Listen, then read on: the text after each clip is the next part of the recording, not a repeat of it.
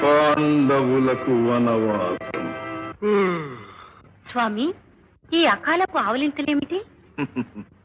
ఇక అంతా అకాలమే సత్య.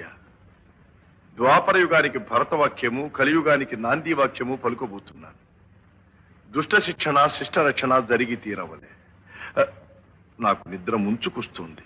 నువ్వు లోపలికి వెళ్ళు.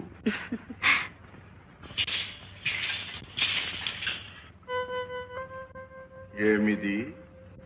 ఆలు మందలతో అలసిన పగటి నిద్రయ,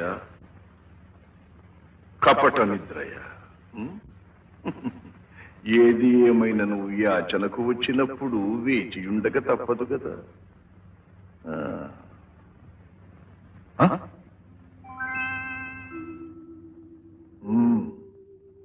ఈ పశుపాలకుని పాదముల చెంతన